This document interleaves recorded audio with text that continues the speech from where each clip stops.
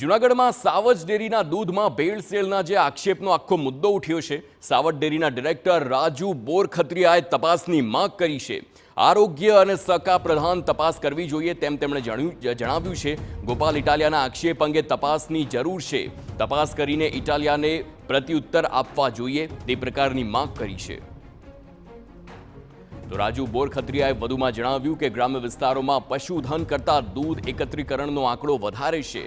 બંનેમાં તફાવત છે જેની તપાસ થવી જોઈએ, કારણ કે 3 વર્ષ પહેલા 1.20 લાખ લીટર દૂધ આવતું હતું, જે હવે વધી 3 લાખ લીટર થયું છે, પરંતુ દૂધ વધારાની સામે પશુધન તો વધ્યું જ નથી।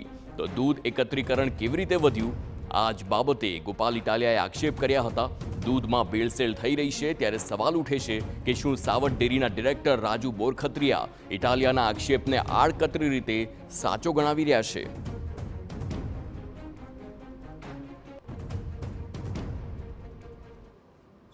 એ પબ્લિક અમે મૂકવું જોઈએ। એની જવાબદારી આરોગ્ય મંત્રી અને સહકાર મંત્રીની બંનેની આવે।